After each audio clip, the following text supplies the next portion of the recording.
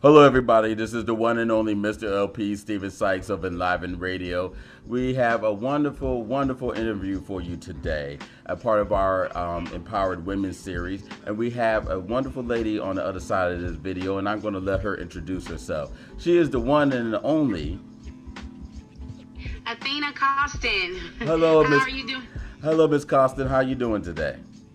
I'm blessed and highly favored. How are you doing? I'm doing great, doing great. I must want to tell everybody, you're very beautiful, a very lovely lady, and I had to do what I can to, pay some people off to get to you. So it was very hard. But it's well worth it. Thank you. Well, thank you. No problem. First and foremost, where are you located, ma'am? I'm actually in Hampton, Virginia. Okay, so we just recently, this is the early part of the year, and we recently had a bunch of weather problems and things lately, and everybody's internet, cell phones, whatever. How's that going for you? Are you doing all right? Yes. Besides being trapped with my children, I'm doing fine. Trapped with your children, okay. Yes. Well, at least you're not the grandparents trying to send them home and get them out Right. the door. So Miss Athena Coston, are you originally from the Hampton area? Actually, I'm originally from Germany, and I lived there and was raised in a lot of different areas. My parents actually retired here. Okay. And I did move away, but I came back here. This is home for me, so I've been here for quite some time, and I don't plan on leaving. How long was you in Germany before you moved? About 8 years. Okay. And we're in Colorado, Georgia, some other places. So you're actually a military person. I am, yes. I was born there, lived there for 8 years, and they were Army, so. Okay. Are you one of the blessed few that have dual citizenship, or are you just a purebred American? Well, actually, I purebred bred American. I chose to be American. Okay. I did have the choice. I just never converted back over there. Well, no, it's not converted. You can stay. I'm not going to kick you out and everything. We don't. Our radio company holds to no immigration laws, so we just want to let you know and everything. Okay. So now, do you speak German?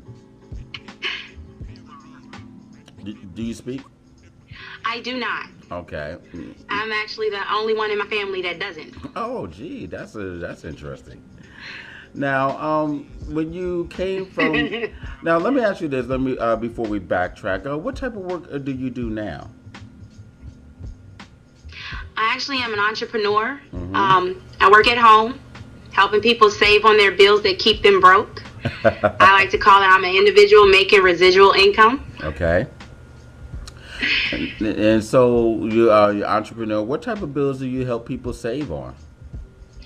Their internet, cable, house phone, cell phone, some states, energy, Mm-hmm. as far as gas and electricity, and healthcare. There's a lot of things. I'm sorry. There's the Social Security Protect Your Social. Mm-hmm.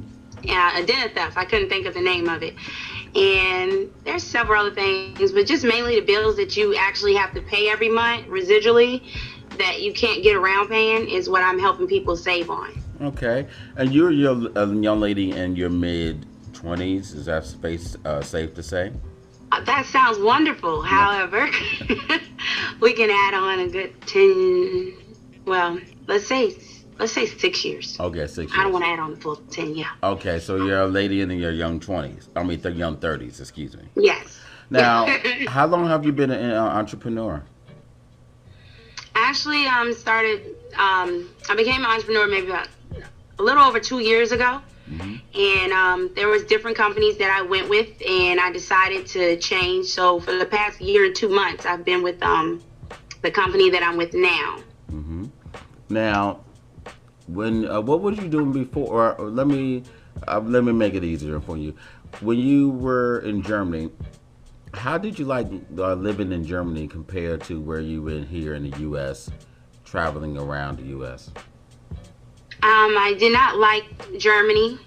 As a young girl, I always thought it was gray and very just a down place. Like, it wasn't exciting, nothing bubbly about it. And I'm a bubbly person. I love excitement. So I definitely love the United States better. I wouldn't mind going back to Germany just to visit and show my kids where I partially grew up. However, I love the U.S. So. What part of Germany you were born? Because I've frequently traveled to Germany back when it was East to West Germany and after the unification. And I spent a lot of time in Frankfurt. And I found a lot of places to be very beautiful on that side of the town, in the old town, which was a lot of nice areas. I didn't hit the major area. I was born in Fulda, Hesse. Fulda, Hesse. Okay. Yeah. And I grew up in Stuttgart. Okay. So how is, for those who are unfamiliar, how is Stuttgart different from Frankfurt or any other major city? I would not really be able to answer that for you, to be honest. Okay. It was such a long time ago. I was such a little girl. I just remember these, they were like outside when we played at the playground. There's always these big flying water bugs. Mm-hmm. I guess you would call them cockroaches. And to me as a little girl, I thought they were birds. They scared me, and it was just always cold there. I don't remember anything like exciting about being there. Okay. We came home to visit Christmas time in the States, and I've always wanted to just come back and live here. So what was the first place that you came to when you were in the States? Georgia. Okay. And how was that experience? And I know you said you like being here in the States, but what was your emotion and mindset going through? Because a lot of people who are military brat, some like to change, some don't like to change, and some have trouble, dealing with different people and things like that. So, what was the mindset of yourself and the adjustment that you had to go through? Well, I can say moving was very different for me because it was really hard to adjust because I didn't know how to really make friends because we moved so much. Mm-hmm. So I kind of tended to stay to myself. I love being with my family, of course, all the time. As long as I was with them, I was okay. I just like being in Georgia. It was just, when we moved there, it was so much better. It was nice and warm. We got to play outside, and it seemed so real than being in Germany. So I was excited about moving to the States. And we went to Colorado out there, and that was a cold place, but I love Colorado. It was just, I don't know, I just love being in the States better than being in Germany. I wouldn't mind going back to visit, just not to live. Now, how is it dealing with, as a young black woman, safe to say a black woman? Yes. Okay. How does it feel to be a young black woman dealing with the aspect of growing up overseas initially and then coming here to the U.S. in terms of making friends and dealing with people? Well, it was very hard growing up. We had, of course, we dealt with racism sometime, and that was, it was hard being a young girl trying to deal with something like that, and not knowing how to deal with it. It's different now being an adult and being able to explain to my kids.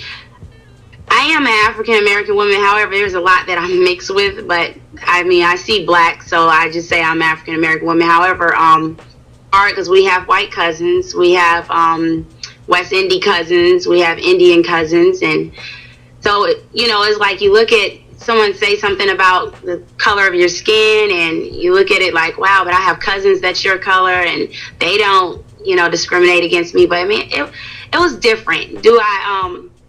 I love everything that I've ever went through, though, because it made me stronger, and it just made me more equipped to teach my kids how to deal with things like that. What were some of the races, or because you'll find, granted, it's everywhere and everybody experiences, not just black people, but what was some of the things that you experienced in Germany? Because initially the rule of thumb is, especially for some people, you're treated nicer over in terms of culture and racism than what we have, all the stupid particulars we have sometimes here in the U.S. Well, the adults were very nice. For the most part, it would be more of children saying mean things about the color of my skin, or your dark skin, or don't you wish that you had skin like mine, and don't you wish that you had hair like mine, stuff like that. And it kind of played a role in becoming a woman and changing our look when we get older as far as our hair goes and stuff. But I mean, it was hard to deal with some of that. We had adults that was very sweet to us, though. I mean, I don't know, it was mainly just the children that was our age. You know, kid is a form of bullying. Kids can be kids, you know. But when you're a child, you don't know how to really cope with something to that nature, so. Now, as you grew up, where did you spend your high school years at? Bethel High School in Hampton. Ah, Bethel. Okay, a lot of people down there will be proud of you. That's a very popular high school. Yes. So, after you were prom queen, all 4 years, what was high school like for you, and especially when those who knew you're from overseas initially and things? What was high school like for you? What did you get involved in? I actually was in the band. I was a flag twirler. Okay. So, you know, growing up, my mom always wanted me to be a cheerleader, and I just kind of, when I got to high school, didn't want to do it because I didn't want to be that, you know, I just didn't want to do it. It wasn't for me. I was more of a tomboy, so me in a skirt and jumping around was just not my thing. So, you know, but I was a flag twirler because my parents was like, do something. I did that for 1 year, but I was more to myself. I mean, I had brothers. No guys would really talk to me because my brothers were these football players and wrestlers that was like scary. So I didn't have no luck in that area. So I was kind of like to myself. And when I did get one boyfriend, that was all I did, is have my boyfriend, did my schoolwork, and that was it. So How many siblings do you have? It's 4 of us. I have 1 sister, 2 brothers. Okay, so 2 and 2. Are you the oldest? No, I'm the third oldest. Third oldest. Oh, so you're next to last. Yes. How was is it one boy girl boy girl girl boy, or just the 2 boys and the 2 girls? How did it was the 2 boys first, and then me and my sister. Oh my gosh! So they just bullied y'all around, and y'all just had no choice. Well, she had it lucky. I mean, she had it more easier than when I did, and she's the baby, and they were nowhere near in school with her because she's definitely a little bit younger. But she was definitely lucky, I must say. She had a lot more privileges than I had. Okay, so I'm not going to touch on that in a little bit, but what did in high school? Was you know, when did you get your boyfriend in your 10th grade, 11th, or 12th? 10th grade. How was it? And I'm assuming you kept that same person throughout high school, or? I did. That was the only guy that was brave enough to date me. So. So you earned a lot of respect. How was it now when you have a boyfriend at that age, and like many of us, how was it, you know, dealing with peer pressure in terms of sex, dating? You know, people trying to introduce drugs in school, they're fighting, the other girls trying to get you to do all these different things. How did you handle all of those different type of peer pressures growing up in high school? Oh man, I definitely wasn't one of the cool ones because I didn't do drugs. I didn't smoke cigarettes. I was very sheltered, so I was like, you know, it wasn't cool to me, but, you know, I didn't have any friends because I was not into certain things. Not saying that all of them did drugs, but the ones that I had as friends starting out quickly became distant towards me because I wouldn't try certain things. So it was kind of crazy. I really did just become just involved with just my boyfriend. It was just me and him. And as far as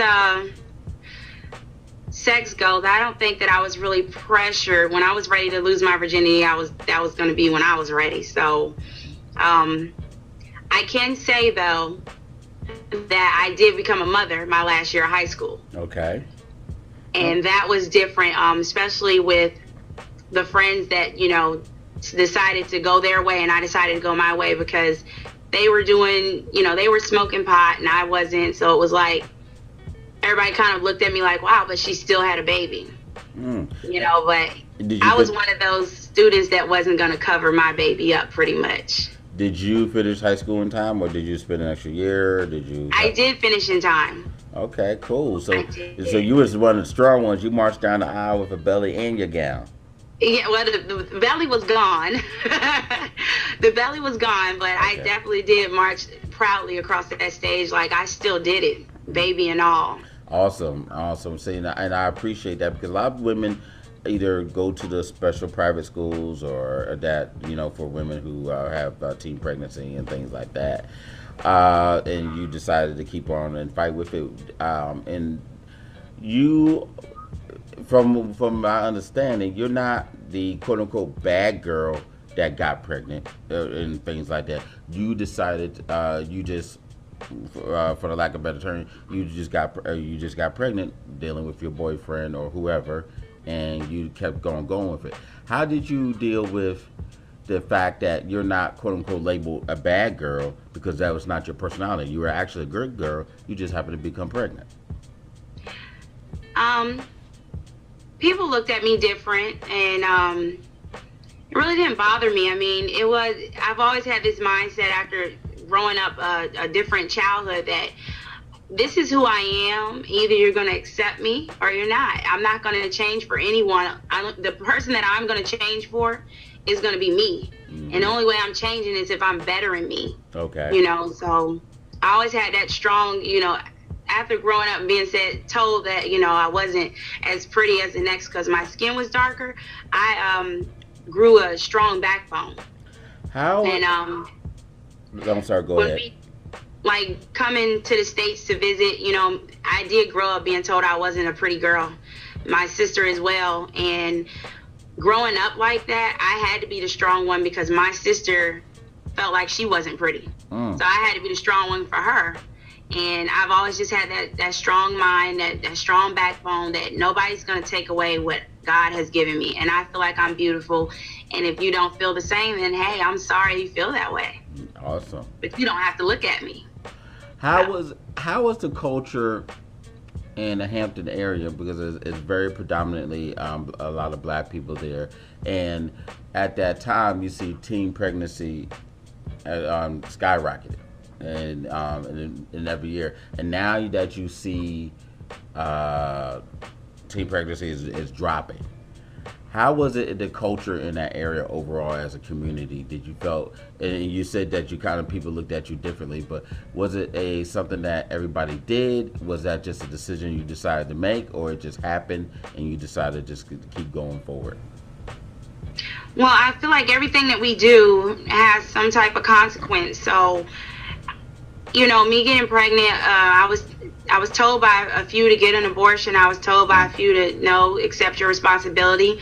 And it was my choice at the end of the day because it was my body. And I just felt that this is, is a gift from God. And even though I'm younger, I have to accept what happened to me. And I have to say, okay, I'm going to raise him to the best way I can.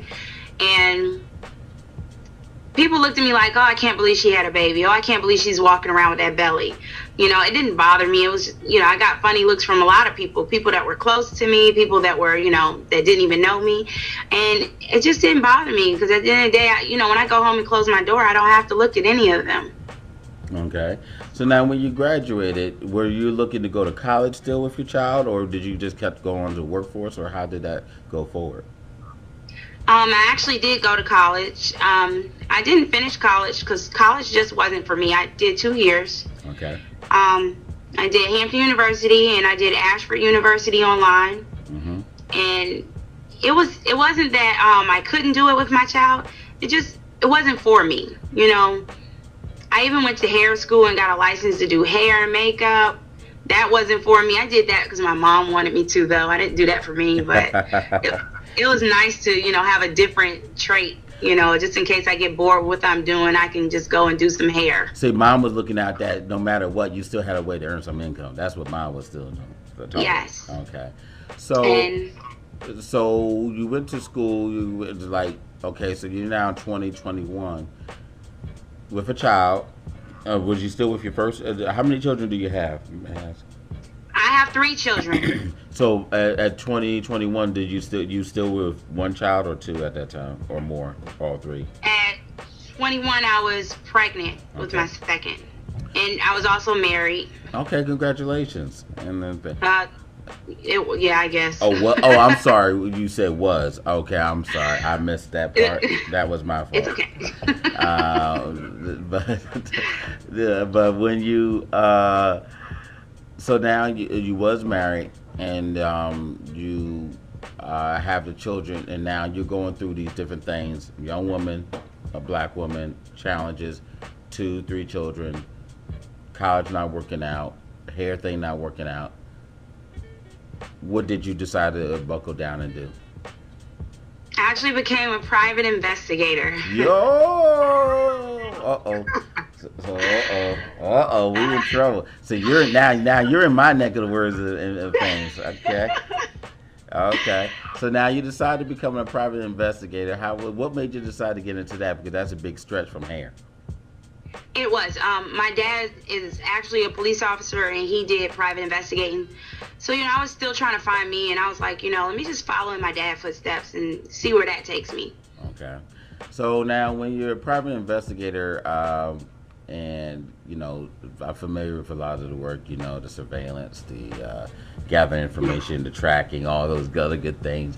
How did that, the great fun stuff, and then the information you find out, and we can imagine the amount of drama that comes with it.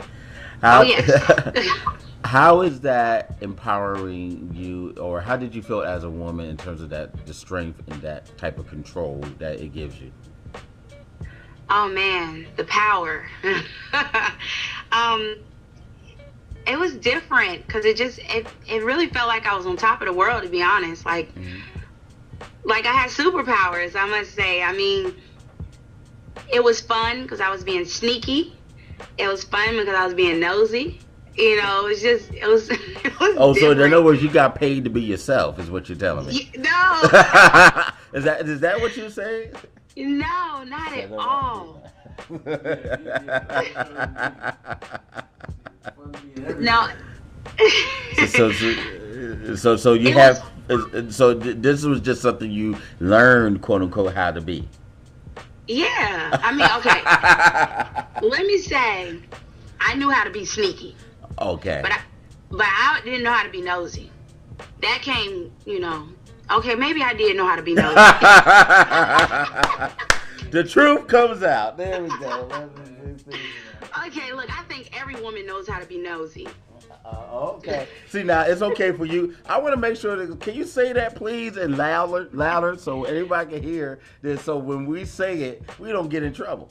So I think every woman was born to be nosy. All right, there we go. But men are nosy too now. Huh? No. I'm just saying. No. Y'all have your nosy ways as well. I don't know anything what you're talking about, sweetheart. I'm sure. So now, so you sneaky, you nosy. What else? And then I grew distant from my family because I was always gone. So I loved it, but there was just a time where I was just doing too much work. I was constantly working, and I started looking at my kids like, man, y'all are getting big, and I'm missing out. So I stopped. And then I said to myself, okay, I stopped the money. I had all the money in the world that I wanted. Not all the money, but, I had good money. Because it pays very, very well. Very well. It could pay in the 6 figures easily. Yeah. But then I looked at how, I got all this money, but I have no time with my kids. And by this time, my oldest son, his father was murdered. Oh, no. So, he was dealing with my ex-husband and was like, this is not my dad and this is not my mom. And then he had my parents, so he had his grandparents, but at the same time it was like, I still want you, Mom, and I'm not having that time with you. So I let that go, and I got a job on Langley Air Force Base as a bagger. Oh, wow. So okay, we'll get to the bagger part. Now, how is and forgive me for asking. Actually, I'm not ashamed. Is the first child, is that from your boyfriend that you had from high school? Yes. And unfortunately, he was murdered. Yes. Okay. First of all, my apologies and condolences to your family, and Thank especially you. to your son's father.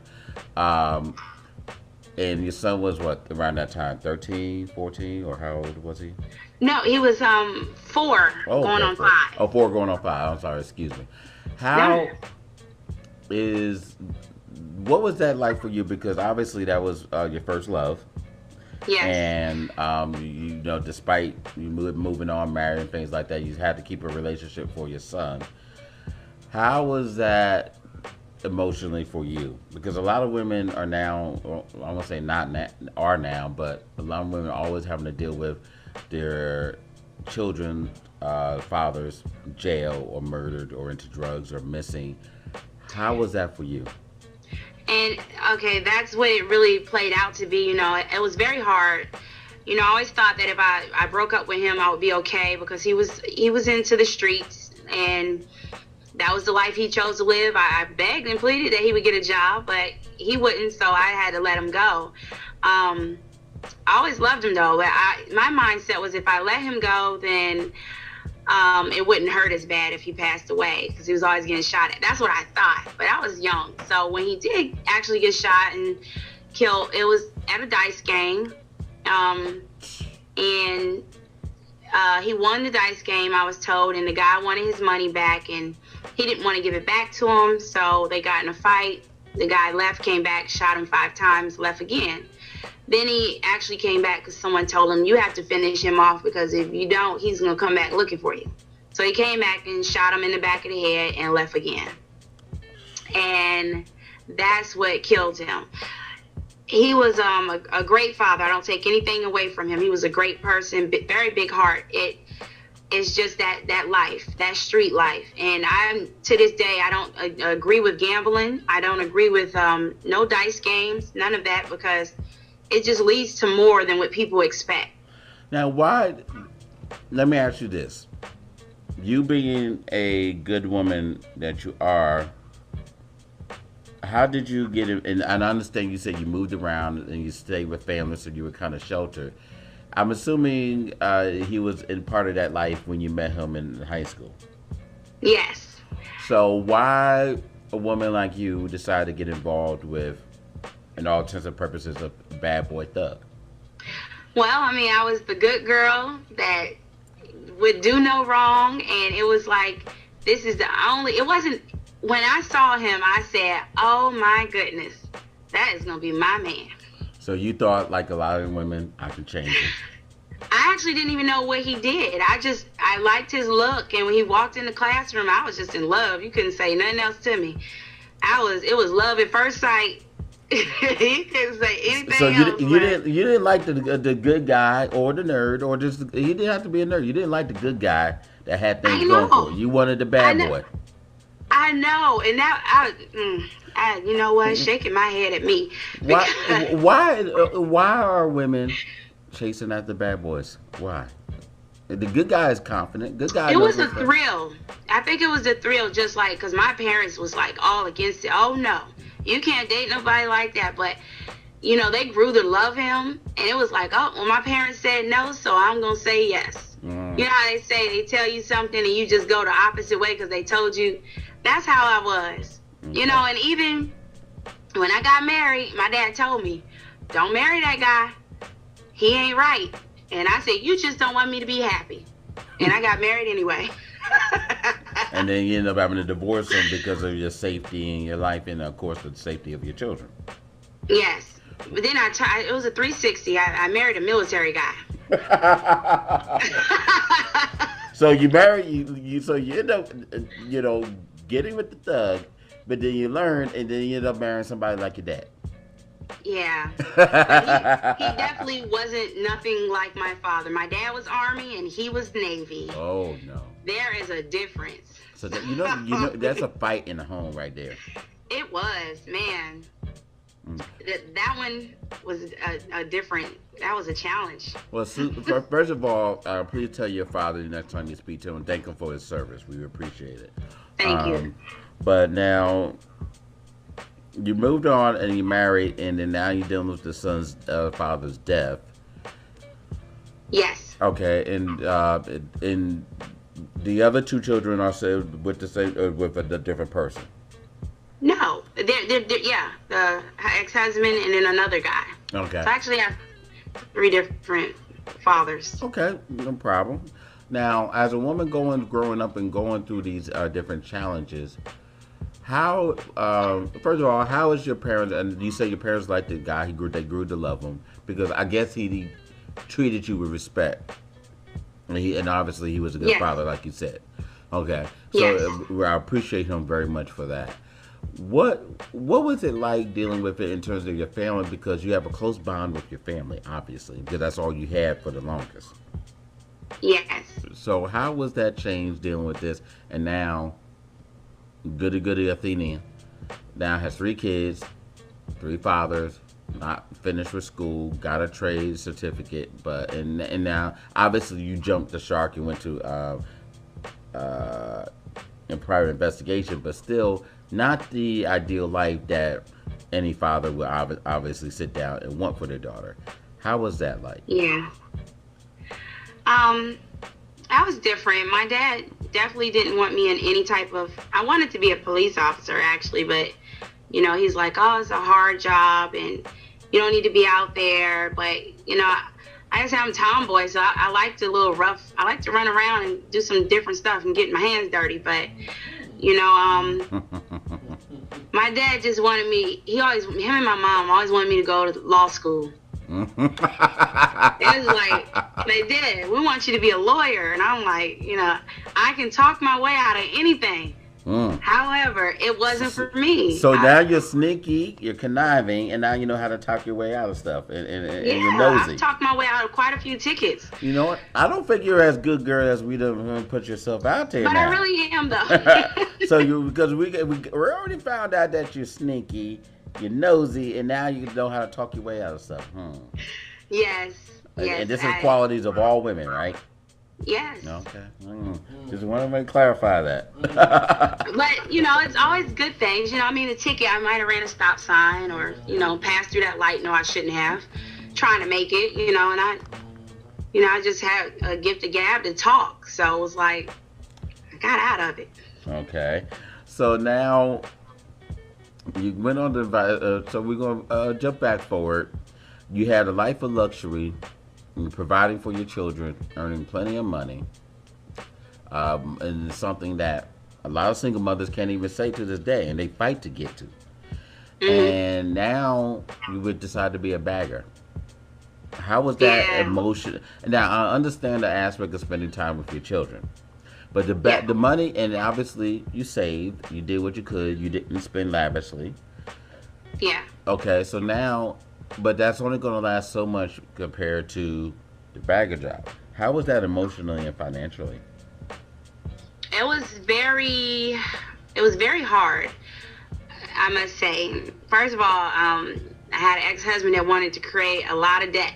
So that's where a bulk of the money went to. It was like, okay, we're in debt. And this from the second husband, ex-husband. First husband. But second child, yeah. I'm sorry. You were okay. Let me make sure I clarify this. The gentleman that passed from your first child, were you married to him? No. Okay, but you were married to the. Okay, I wanted to make sure it was in my head. Okay, so, and he's now your ex-husband. He wanted to create a lot of debt for you. Yes. Okay. He created a lot of debt and about a dozen of children that weren't mine, but you know, man. Hey. That's another story. Okay. However, that's the next I went to becoming a bagger, and the money was pretty good. I made around $150, $175 a day. So I wasn't complaining because I was still making okay money. It wasn't what I was used to, but I had to work 12 hours a day to make that. So you were getting a lot of tips. You were getting a lot of tips. You had to get a lot of tips off of that. Yes, and I had to be able to talk and sell myself to get good tips. Because there was times where I got a little lazy and took maybe like an hour break. So this was and this is a bagger at a grocery store? In the Langley Commissary. Oh, okay. So yeah, that's where the money's coming from. Okay. Because the average grocery store bagger is not going to get that even with tips. So, no, that was military. Okay. Totally different ball game. Okay, we understand. So when you decided to do that, how long were you a bagger? Altogether, I was there for 8 years. Okay. But how long did I work it? Like really work it? Because I got the job and was able to leave and come back when I wanted to. I would say probably almost 5 years where I worked straight. Okay. So there's a level. So the good thing about all of this is that there's a level of consistency with you in terms of when you work, you work. And there's no BS about it. So you're showing your children the level of consistency, which a lot of parents do not do. But then you're still not able to have everything as much as you did before for your children. How did you balance that out in terms of getting support, daycare? You know, I'm assuming your parents had to chip in sometimes. How did all that work? Actually, no. It was very crazy because when it was just me and my son, and even when my second child came, we were used to going shopping. Like anytime we want whatever we wanted, we had. Like I had over 137 pairs of shoes in my closet. Woo! And my son had 95 pairs of shoes. Oh my so God. We were like, whatever we wanted, we got. Okay. And so when all of that ended, it slowly but surely started going away. And it was like, okay, we got to learn how to manage money. We got to learn how to save money. I was never taught to save. Nothing bad on my parents. It's just when I first got my first job, they let me do what I wanted to do with my check. They never said open up an account, save your money. And I didn't know how to do that because I was so used to spending. But did you see the example? Because a lot of times we may not have been told, but we see from example. So growing up, my dad always, when we went shopping, it was hit the clearance rack and you get 3 outfits. And we didn't get to get things we wanted, and we didn't get to shop like some of our friends did. So when I first got my first check, I was like, I'm going shopping. Can't tell me not to. That was what I did. I went shopping. So you wanted to make up for what you didn't get. Every 2 weeks I went shopping. So you wanted to make up for what you didn't get. Yeah, pretty much. So, and I wasn't allowed to wear clothes that fitted me. So I wanted to wear clothes that fitted me. So, I wanted to fit in with the rest of the females. So you wanted to show off your body. So you was trying to show off your body. Yeah, I didn't wear no low-cut stuff. I was never into short stuff or, low-cut stuff, but I wanted stuff that fitted. In other words, form-fitting. Yeah, I was taught that I was raised into a tomboy. So you got it from tomboy to wearing fitted outfits, and looking like the video girls. No, I actually used to love to wear suits. Oh, okay. I was always in a suit, but I just wanted it to fit. I love a suit. I love the jacket. The pantsuit, like it's just my thing, and I'm just now this past year starting to wear skirts. Oh my! So now you have to shave the legs, right? yeah, Okay, so now fast forward after you're doing the bagging off and on, and you're spending more and more time with your kids. You got tired of being a bagger? Actually, no. I got fired from being a bagger 2012, December. Oh my. Why you got fired? I actually have this guy, people can say a lot to me, and I brush it off my shoulders, let it go through one ear and out the other. It doesn't bother me. However, I have these 3 children that, they mean the world to me, and it's like, don't go for them, because then I black out and lose my mind. And I forget who I am. All right, and we're back with ENLIVEN Radio, part of Legacy Internet Radio, and we have Athena Coston here, who's back joining us in this wonderful interview of our empowerment series. You doing good? Yes. All right, so now that we finished using the bathroom and getting our drink of water and all that other good stuff, so we were talking about you getting fired, and so somebody said something about you and your children, and you decided to act a little bit mischievous, I'm assuming, or was being bad. I did. I was told that he knew where me and my black coon babies lived. I don't know if I'm okay to say that, You but can say what you want. No okay, no so yeah. N words. That's the only thing. Okay. So yes, I did black out, and he might have got hit and kicked a couple times, and I might have got dragged out of the place, but I don't regret it. If I could do it over, I probably would do it the same. Those are my babies. Was this a regular customer or just somebody out there random that you know, or how did he say? It was actually a coworker.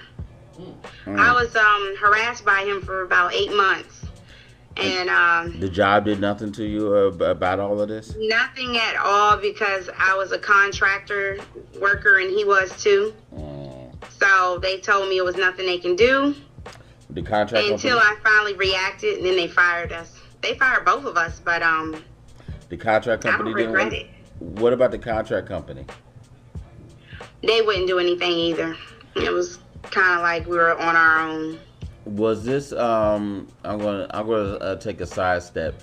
Do you feel that this is just because A, you're a woman, or B, the lack of respect women have when it comes towards on a military basis? Because you hear a lot about the sexual abuse, rape, a whole bunch of things that the military and base and contracting on the base just ignore. They just concerned about the money. Yeah, I think it was more of a to me, I kind of feel that it was she's a female and she's not going to fight. I actually did do a lot of fighting after that with trying to get answers and, getting someone to, hear my story. But I was kind of dead in everywhere. You're a bad girl. It was a contract job. We can't help you. So, I did have to go to court, though, because the guy did press charges. He lost. And I did get a restraining order for my children, because I don't care about the threats to me, but you threaten my children, that's a whole nother story.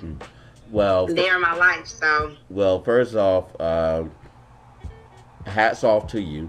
I'm not the one condoning violence, but when someone threatens your children and they blatantly on the job come up to you to say that, and honestly, in today's world, you can't play, because you see what goes on in this world. So, loss of job, but your children are alive.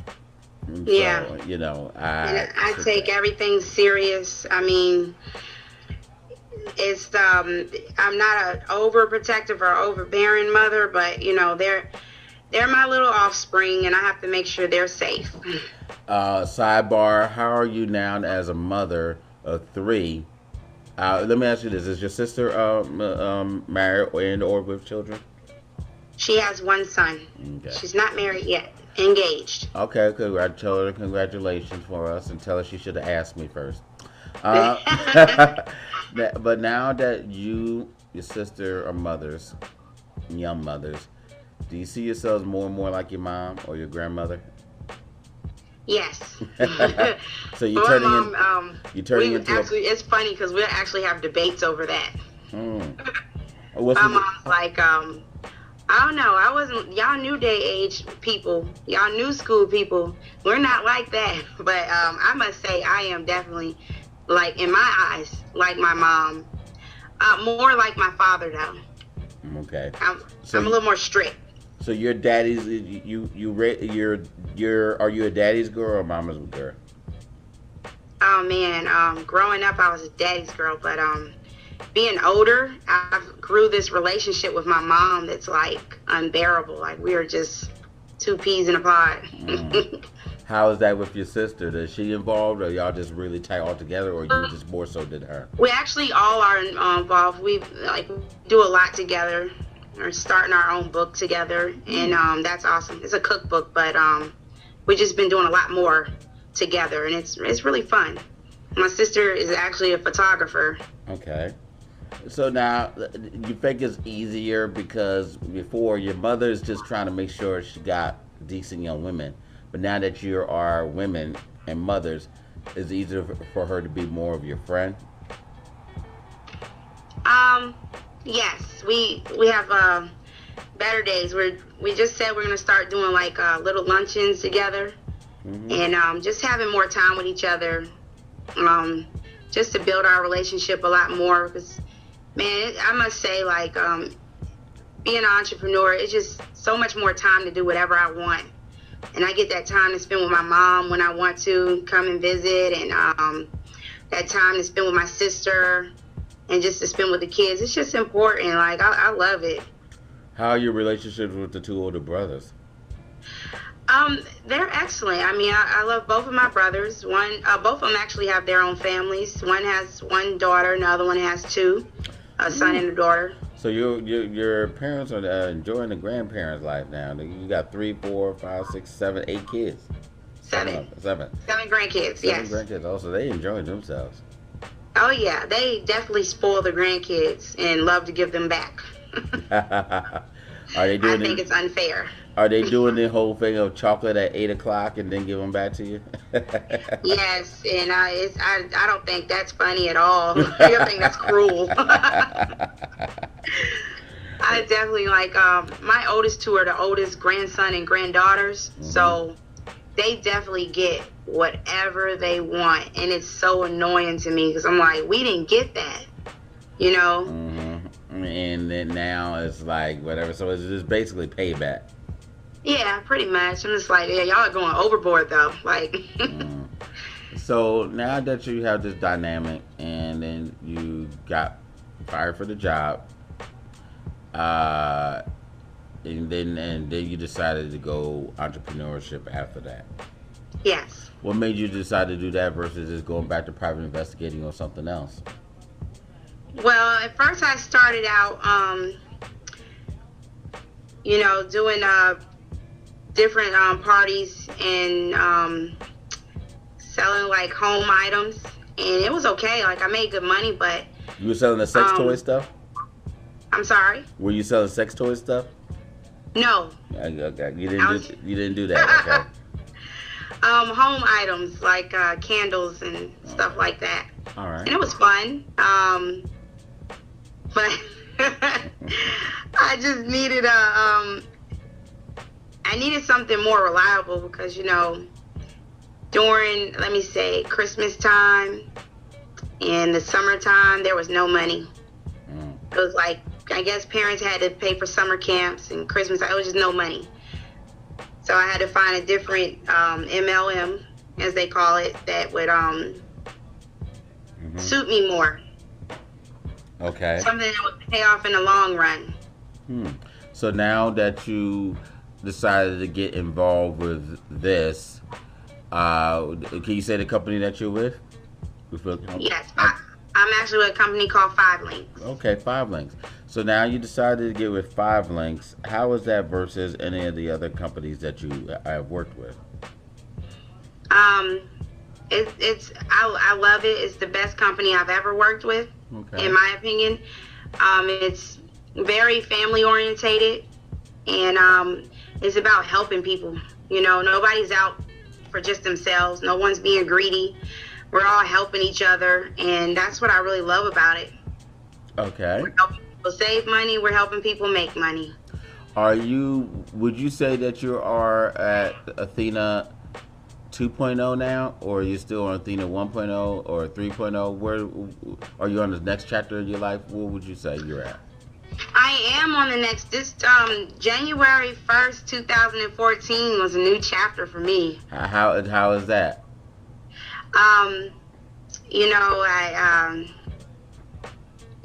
I became a new me.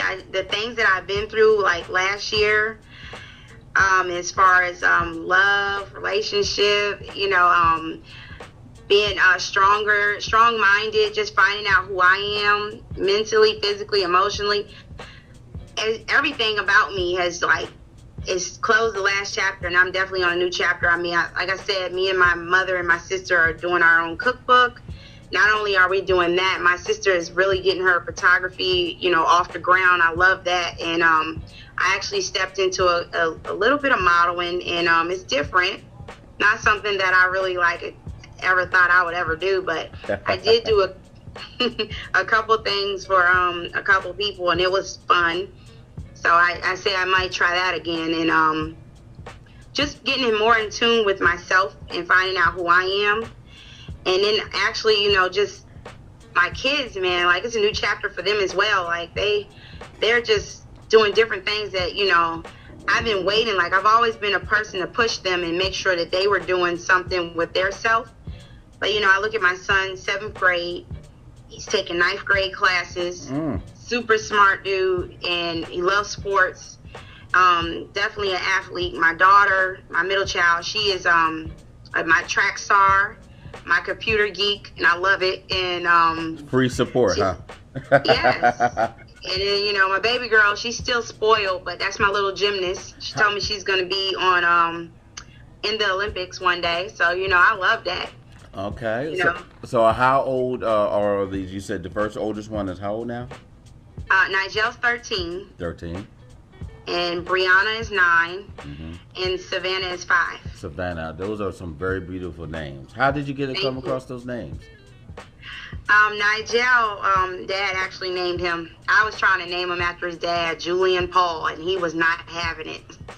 You know, I could appreciate that because he didn't want that type of heat that he had in his life on him. Yeah, okay. I agree. Now, before I didn't understand it, but now I see why he didn't want it. So, you know, he gave him the name Nigel. A lot of people call him Nigel, but I love the fact that I raised him to correct anybody if they say your name wrong. Because your dad gave you that name for a purpose, and you should be proud of your name, you know. And just love who you are. And, you know, it's funny because my son says, well, you dropped your first name. And I'm like, ugh. And he asks me why. And it's not that I dropped it because I'm not proud of it. It just didn't fit who I've become. Wait. So, okay, what was your first name? I was born Tamika Athena Coston. Tamika Athena Coston. Okay. That name I can see fits you. It's a very beautiful name. It's not ghetto. Well, I'm not saying, no, it isn't. I'm not saying that. I just, with me giving my life to Christ, and I did take a few ministry classes. I do want to pick that back up, and just being who I am. I love my middle name. I've always loved it, and it just fits who I am more. So I kind of dropped my first name. Because Athena is commonly associated with goddess and things of that type of deities. So basically, that kind of you felt more comfortable with that, with the with the royalty of that name, versus Tamika being a black name. Was that something traditionally a black name? Is that because of it as well?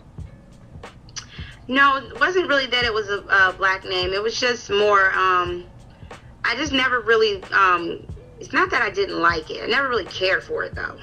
Okay. It just didn't fit with my personality, I must say. I'm not ashamed of it. I love the name my mom gave me. I can't even say that I dropped it. I actually just switched my names over. In other words, so now Tamika's the middle name, Athena's the first name. Oh, so you legally switched it? Yes. Okay, that's interesting. I guess in corporate world it sell more.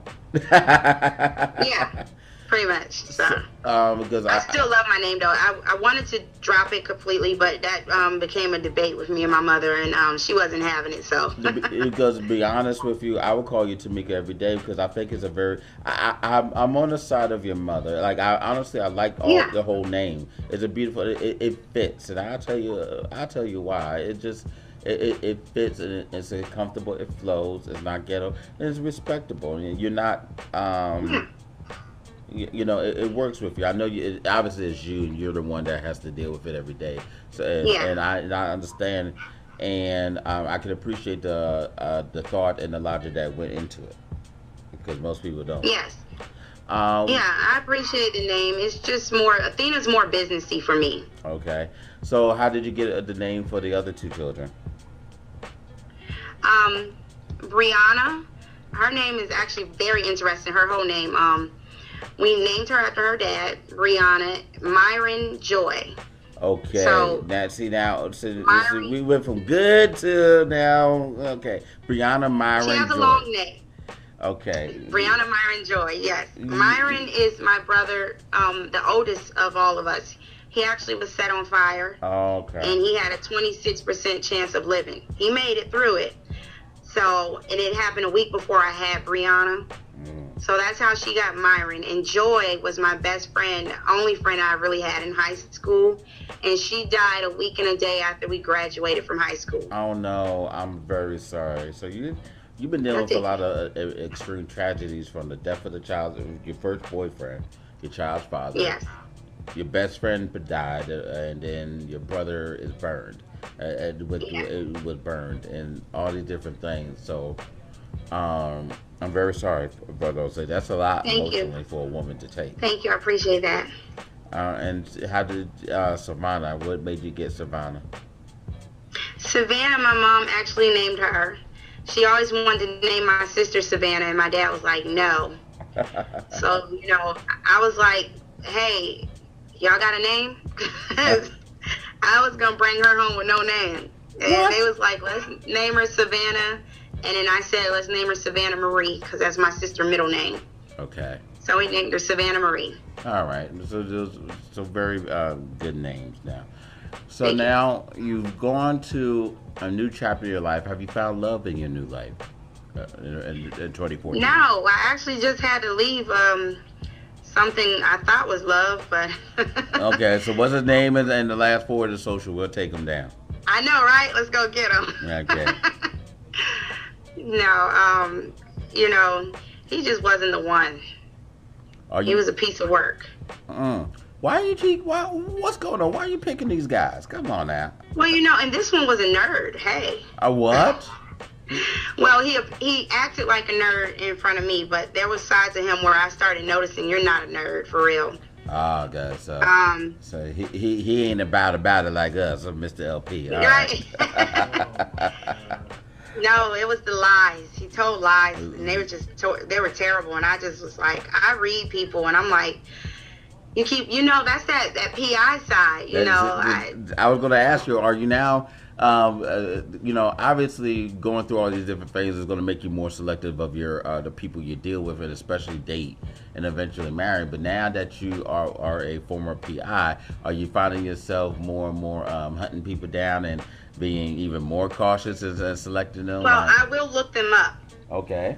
And I tried to, give him the benefit. I said with this one, okay, I'm going to give him the benefit of the doubt. Because I'm going to trust his word. Because not everything they put online on information is true. You have to, know that.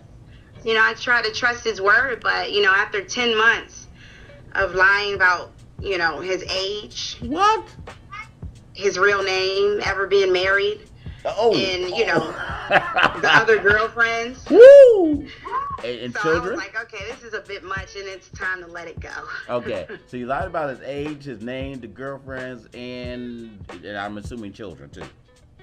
Nope, he didn't actually. He actually told he was honest about his child. Oh, well, that's a first. He got some points for that one. So, I hold on to a man who sit there. I can understand for a woman holding on to a man. He don't lie about his children.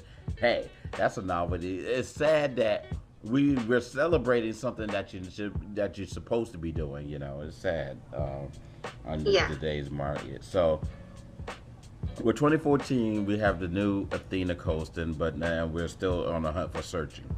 So, if right now we're on ENLIVEN Radio's matchmaking game, I don't got the music. What is the quality of a person that Athena is looking for herself and her family? Loyalty. I mean, of course. Okay. That's the biggest thing, like the biggest key, a loyal person, and honesty and integrity, of course. I'm not, I don't go and say, oh, I gotta see what he looks like, or he has to have this type of, he gotta be this tall, It's not about the looks per se, that's just, sometimes that's pluses, but it's really not about that with me. It's just more of your personality and who you are. If you're an honest person, if I gotta worry about, just the little things. Like, I don't have to worry about if we go out and somebody bump into us, you acting like you don't know who I am. And I'm like, where did he go? I don't want to be doing stuff like that. Oh, so I'm like, man, okay. You've been one of those girls. Okay, so have you? So You would take a cockeyed, a good man who's cockeyed, bad in bed, and broke, but he works a good enough job to help pay bills. You would okay, look. Look, we'll take away the cockeyed. That's how it is. No, I'm playing. No, I mean, I'm not saying. I'm just saying that I don't be so far on. Oh, he gotta be. I guess when people say Denzel look good. He don't have to be a Denzel. He don't have to be a Shamar. Shamar Moore, is it? Yeah. You don't have to be one of those. Okay. I'm just saying, you know what I mean? I'm not really into, you got to be the, like, you know, before, the younger me, you know, I used to be like, let me see if you got any chipped teeth. Oh. Let me see if your ears are clean. Let me see if your nails are clean. You know, I was very picky. But you one of those girls. Oh, Jesus. At first. That was the see, now we're getting the whole truth. You say you were the good that girl. That was the young me. Okay, so now... But I actually had to... I'm sorry, go ahead. I'm sorry. When I found guys like that, I started noticing that, you know, either it was, you know, a competition on who looked it better or who looked better. So... Or, you know, it was like... You know, I was like, okay, wait a minute, can I have the mirror?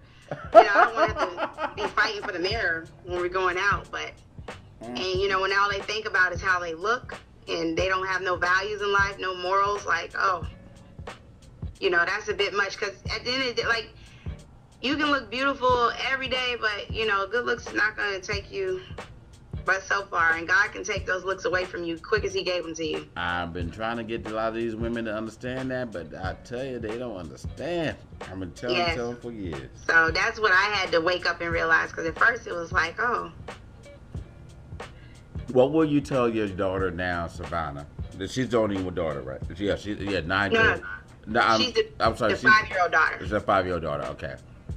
And then the middle one is Brianna Marion Jordan. Okay, I'm just trying to make sure I say that. Okay, so Brianna and Savannah, what are you going to do to? And let me ask you this: did your mother had either of you young? No, she was 20 in her 20s when she had. Okay. All of us. So young, yeah, but okay, no, that's fine. She's in the, you know, that's fine. And here's where I'm leading with the question. Usually, it's a cycle, but in this case, I'm quite sure. Not that you'd be ashamed of your children by far, but I'm quite sure that you wouldn't want them to go down the same path that you went through.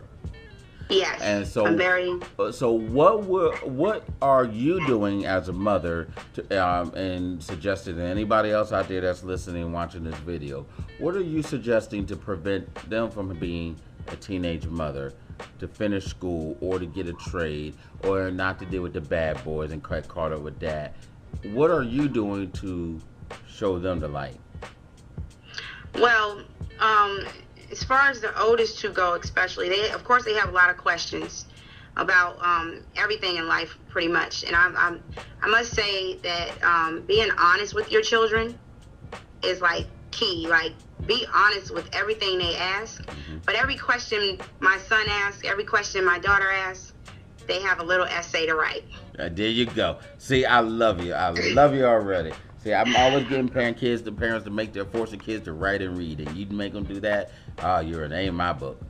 Yes, my son must say, I mean, I have a binder full of essays he's written, and my daughter, she's about 3/4. I mean, not 3/4, but 1/4 of what he has. But I make them read, I make them write.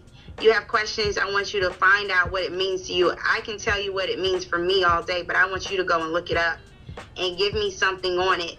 And don't give me something that's small. Give me something that I can, just give me something a little more than 1 to 2 sentences. And I make sure that they get their questions answered. But I want them to know what certain things mean. They of course have asked about sex and where babies come from. What did you tell them?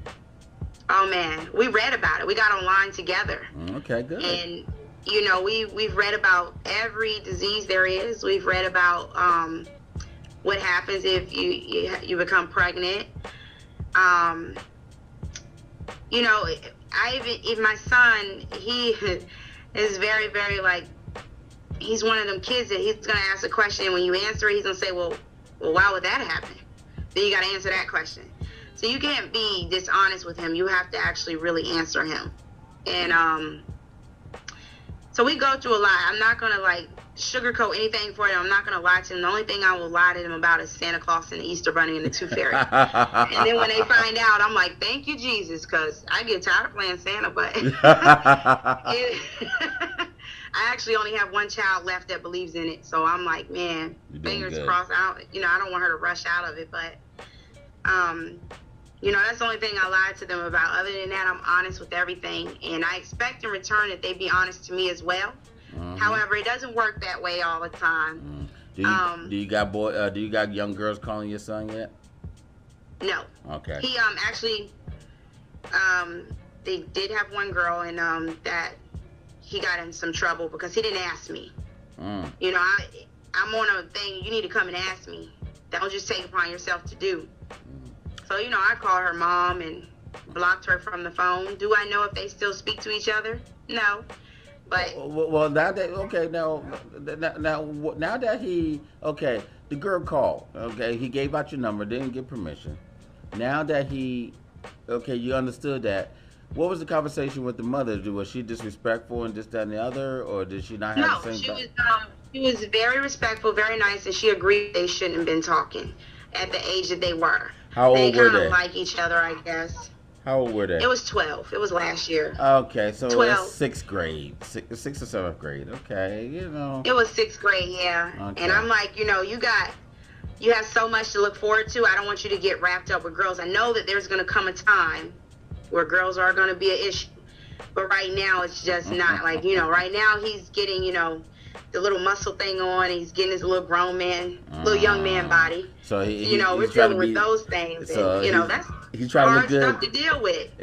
He's trying to look good. Hair, and I'm like, he got a little mustache. It ain't much, but it's a little something. So, so he think he look. I'm going through it, but the recent thing with him is he has his own cell phone, so it's like, oh Lord, I check everything. I'm very nosy. Now, he knows this. Why? Okay, he's in school. He's in 6th grade. 7th grade now. 7th grade. They don't need no doggone cell phone until like the 9th grade. What's going on? Well, he has a cell phone now because, one, there's a lot of kids that decide that they like to take weapons to school, and there's been a lot of kids that didn't have anything to, like, they didn't have nothing to call nobody. Not saying that he would be able to take it out, but he might have a good chance at taking a phone out if somebody went crazy in the school. Or if he does a lot of after school programs and stuff, if he needs to call me, he has a way and I don't have to worry about that. Okay. I can understand that. I'm just that we made it fine, I grew we up. did. And everything else. But times have changed. The kids are different now. They're a little more crazier than what they were when we were coming up. Well, see, I understand, and I understand that part. But I'm coming from a guy that grew up in the inner cities, and they had guns and stuff and drugs at school all the time, and everything. Please don't pay no attention to Mr. Sincere, who things like that. Martin, not Martin. I'm talking about when we was kids, so younger. So pay no mind. Racetrack. They have shooting at the racetrack too. What do you do to keep yourself and your family in shape? You say your son's trying to work on his body and he can look good for the girls, but and I guess you see a lot like. What are you doing to keep yourself in shape and stuff like that as well? Because you say you're also venturing in the modeling world thing as well. So what are you doing to keep in shape for that? Oh man, I'm glad you asked that. Me and my son like to run a lot. But before, when I worked on base, I went to the gym every day. And since I haven't been working on base, I've gained 34 pounds. What? Okay, you don't look a bit over 120 pounds. So what's going on? Oh, thank you. Bless your heart. That's how much I was. Okay. I was 120. Okay. And I'm like at 150. But actually, I've lost 7 pounds. Okay. And I'm proud of the 7 pounds. Congratulations. Thank you. It's been hard, but I was sitting down. And I was like, man, I don't know what it was. I just kept gaining weight. I think I was just eating everything and sitting. So, so now we've been picking up our, jogging again, and it's kind of hard with the ice, but I make my girls, go with us now because I want them to, stay fit. They have the track star, and we got the little gymnast, so I try to keep them on an off season, fit, because I don't want them to just, get lazy and stuff like that. And it's good. It's healthy for your body. So it's definitely been a transition trying to include them in my exercise, because before it was just me. And I would go to the gym, do my treadmill, my bike, and my little bit of weights, and I was good. But now, trying to include them. And I bought my son a weightlifting set because he's like, Ma, I need muscles.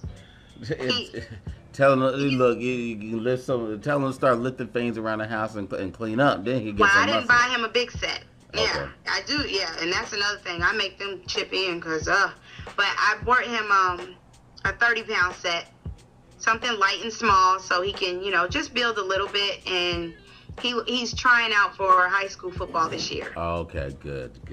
So it's like he's trying to get a little bigger. Now, question for you, and this is a challenge that a lot of women, especially single mothers, go through. You don't have, other than the simple the aspect of he's about that life. You didn't have that. You still had a love for him, and also versus, and you don't have a son from your ex-husband. You have the daughters. Mm-hmm. Okay. But typically, sometimes those who have had a bad relationship from the father and they have a son, they take it out, the anger and angst against the child, especially the boy. And especially if he looks like that father, because, they remind them they're mad he left, they was beating on him, whatever the case may be, and they take it out on their boy. Or they concerned about that he's leading the life, person because of, genes, DNA, whatever, he's carrying on some of the same traits of that father. In your situation, in your defense, his father, unfortunately, again, passed away, and he was about that life on the streets. How do you break that curse, that spirit, that prayer? Obviously, I know you're praying, you're a woman of faith, but what else are you doing to try to help encourage him and not get involved in that life or let that seep in? Wow, powerful question. That's I thank you for asking that, because I deal with that a lot. My son's father, he never wanted to work a job. He said, he always used the black man as a crutch. Oh, Jesus. And I hate that crutch. So I'm really hard on my son as far as not using that as a crutch. He does look exactly like his father. But I find it amazing. It's like scary to me. I'm like, man, you really do look like him. But I'm not angry with him. I was angry with him when he died because he didn't leave his son anything. He never worked a job, so he didn't leave him nothing. Not a dime, not a penny, nothing. Do you, social services? Well, he didn't work, so you don't even have SSI or nothing coming in. Yeah, nothing. So it was like, wow, like you left this earth, and to me, it was selfish that you didn't want to work a job, because I constantly told him, I brung up all of that to him. But I'm not mad at him. I love him dearly, and he was great when he was here. But you left him nothing to really have from you, except for looks and pictures and stuff like that. So, but I can't even judge him. I mean, what happened. I can't change it, so I don't dwell on it. However, I do let my son know that you will not use the black man crutch. Okay. You're not gonna be swallowed up with that. I'm a black man. They're not going to give me a chance, because if you want it, you're going to go out and you're going to get it. And like I told him, you can't walk around saying, I can't get this, I can't. The word I can't is not allowed to be used in my home. If you use it, you owe me money. There you go, girl. So, whatever you want to do, thank you. You're going to do it. As long as you want to do it and you got faith that you can do it and you push for it, it's going to happen. Like, even my son, when he tried out for the basketball team and he didn't make it, he was crushed. But I take him to Michael Jordan a lot, and I make him see, now you done messed up. Look at the stuff that he's doing. You see hold on, I'm sorry, can you hold on, please? Sure.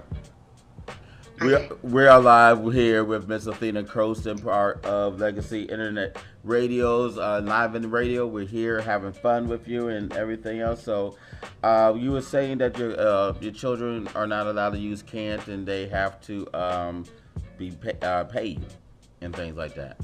Yes. Everything we do, we speak it into existence. We believe in us, and it will happen. We don't hope, we don't try, we make it happen. I mean, it's not going to come easy. Nothing's supposed to come easy to you. If it does come easy, it's not worth having. So everything that we do, we push for it and we get it done. And that's the way I set my kids up to think.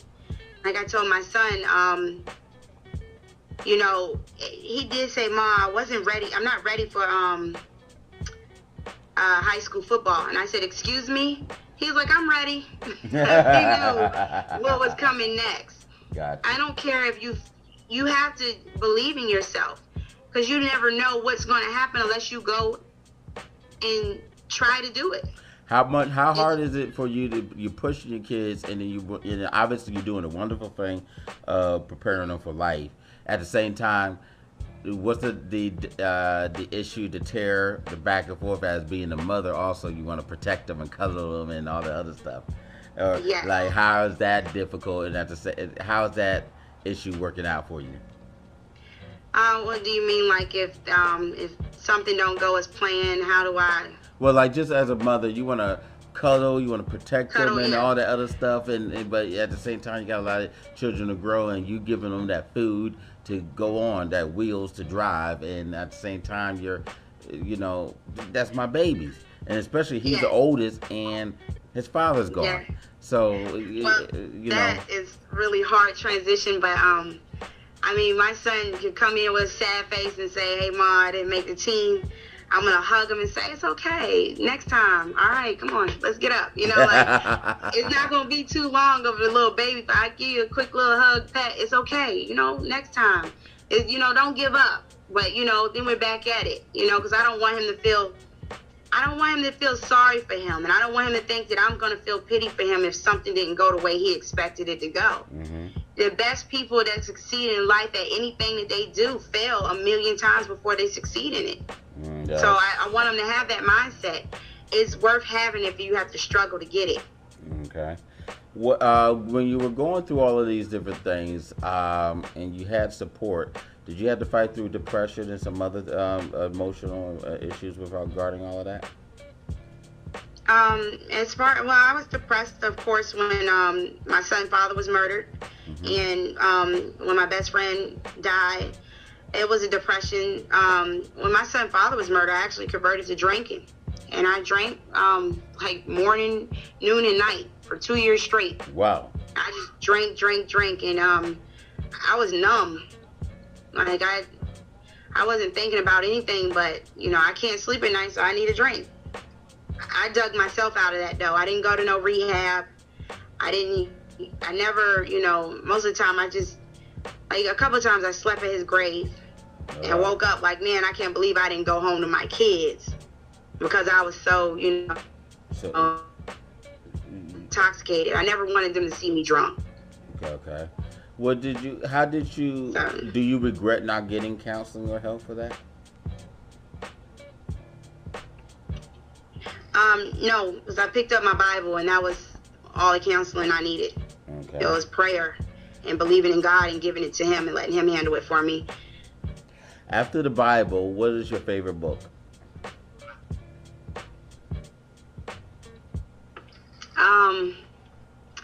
Actually, I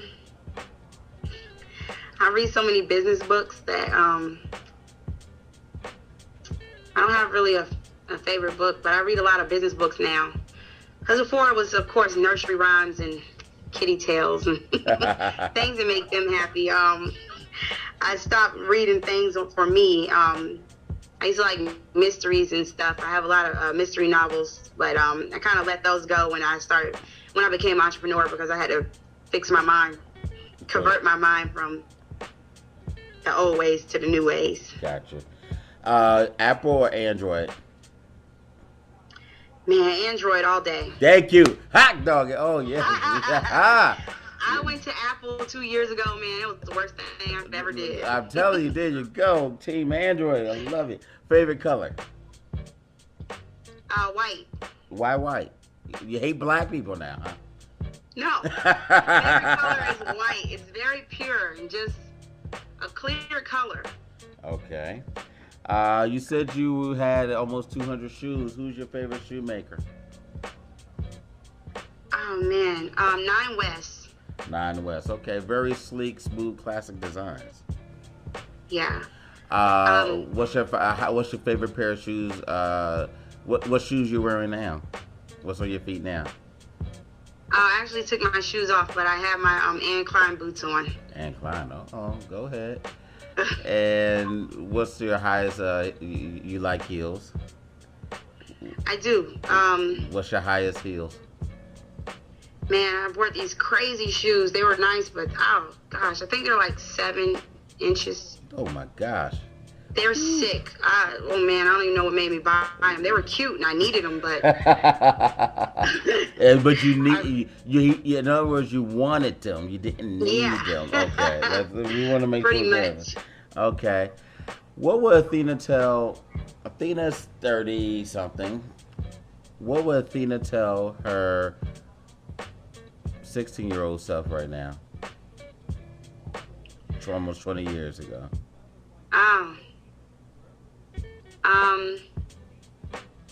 Not get involved with the guy, do this, go to school. No, actually, I would tell her to get more involved with school activities. Okay. She did a little, but she was stubborn. So we done found out a lot about Athena. So Athena said she was a good girl, but she was stubborn, she was nosy, she was conniving, talked her way out of stuff, and all these other things. Wow. What's your favorite TV show?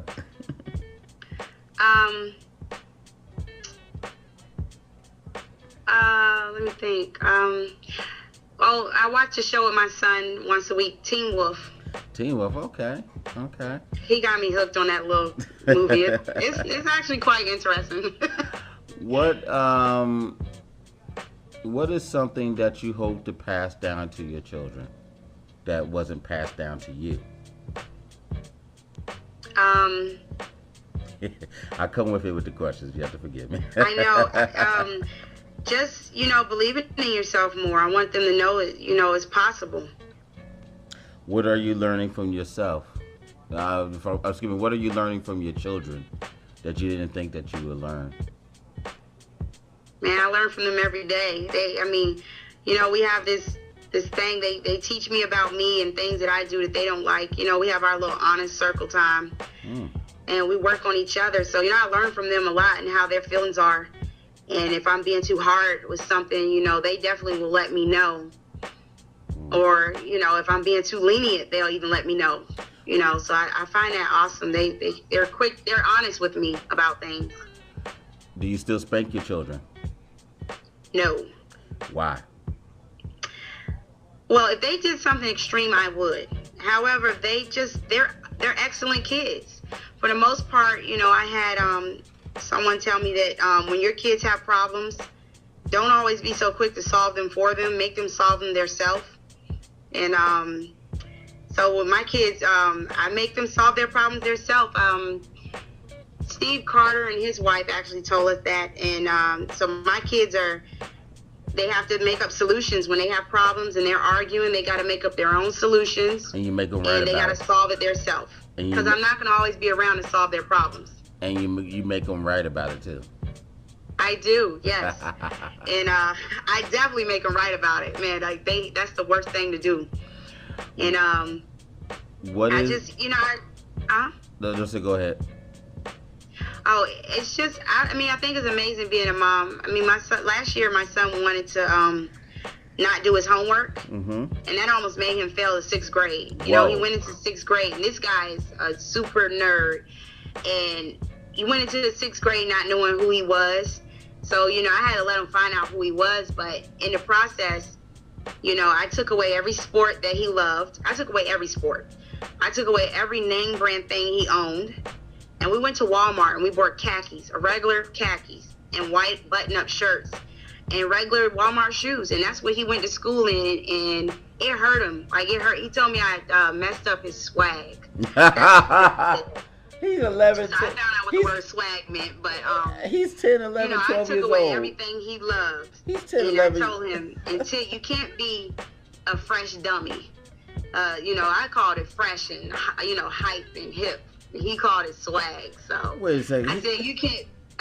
He's 10, 11, 12 years old. He don't need to know nothing about no daggone That's swag. What I said. So I told him, you can't look hip and fly and you're a dummy. You gotta be smart. So until you learn how to do what you're supposed to do, I'm gonna take away this. And at first it wasn't working. That's why I took away the sports. Mm-hmm. And when I took away the sports, it's like he had a wake-up call. He said, Mom, I would never get a bad grade. I will never miss a homework assignment. And he's on it. Straight A and 2 B's. Like all A's and B's. We can't have the B's. If he's good enough to make straight A's in another class, he can get an A in the other one. I ain't You're right. That. I told him all you gotta do is study a little more. He's like, Mom, they could tell me something once and I don't need to study it. But he's a smart dude. He really is. What is Athena gonna do? What does Athena want to do when she's 40? I want to do a lot of horseback riding, and I want to travel a little more and have a little more vacations. Vacation that's paid for, of course. I don't want to come out my pocket. I just want to have nice vacations, and I want 3 horses, and I want to be able to relax a little more. What and then that's where your entrepreneurship with 5 Links is going to do for you. Yeah, and I mean, that's going to be part of it, but 5 Links is awesome. It's not what my dreams are. I think that, I know that I'm not going to leave 5 Links. I want to open up a center for kids that don't have a place to go. So, that's my main goal. That's awesome. Where, you said you have one daughter's a gymnast, the other one is a track star. What does your son want to do? Oh, he's so mixed up right now. He loves football and basketball. All right, so he loves football and basketball. What about career? Anything else? He wants to be a doctor. Ah, there we go. I'm going to send him some scholarship information, and when he graduates, I want a copy of the degree. I just want to let you know. Okay. Yeah. He has his college picked out. North Carolina. I can't even think of the college name, but he has his college picked out. You can't go there. They're giving out free classes now, so to athletes and people. So you get. We're gonna. I'm trying to get him to stay close to home. Nah. Yeah. See, now you cannot teach the man how to be the man, but then you want to sit there and keep him home. I know. He told me, Mom, when I'm grown, definitely I'm out. He's like, I love you, but I'm out. Well, what you got to do is also get them to go overseas. There's a lot of overseas programs and education things out there, so I'll definitely share that with you as well. Okay. First off, thank you very much for taking the time out with our empowerment series. And thank you. A lot of women and men, just people in general, is going to gain a lot. My co-host, Mr. Sincere, and Brandy, and I, we all very much appreciate you. And how can people get in contact with you for your 5 Links? And also just, Mother has some questions going through the same thing. How can people contact you? Well, you can find me on Facebook at Athena Coston. You can find me on Instagram at Athena Coston. Can you spell it, please, for those who don't know how to spell? Yes, ATHENA COSTON. Okay. So it's not Tamika Coston, it's just Athena Coston. Yes. Okay. Just Athena Coston. And they also, my business line is 757-660-8620. And if women wanted to still use your services to hunt down that man that's cheating on them, they can still reach you? I no longer do that. But I can refer them to a great person. Okay, yeah, me. Well, we appreciate you very much. Stay warm down there in the Tidewater area. Oh, and yes. you know, whenever you get a chance, you gotta come to. You're supposed to be coming to the studio anyway. I am. All right, babe. So we're gonna have you in person and things like that. We're gonna definitely catch up with that, and we appreciate your time and so very much. And you behave Thank yourself you. and give your children a big hug for all of us and things like that. And any final words you want to leave us with? No, I really appreciate the time you all took out to get to know who I am and what I do. And I mean, I just thank y'all. I can't wait until I get down there next month to actually get to see you all face to face. And I'm just excited. I thank you so much. No problem. We thank you very much. Again, everybody, Mr. LP Steven Sykes, Tuesdays from 7 to 9 on legacyinternetradio.com. BigSLR.com/Enliven Radio. We're on Loud City with the TuneIn application, and we have a whole lot of things for you coming up down the line for our Empowerment Women's Series. Again, thank you, Miss Athena Coston, and then you have a blessed and good day. You too. Thank you. Thank you. Bye-bye. Bye.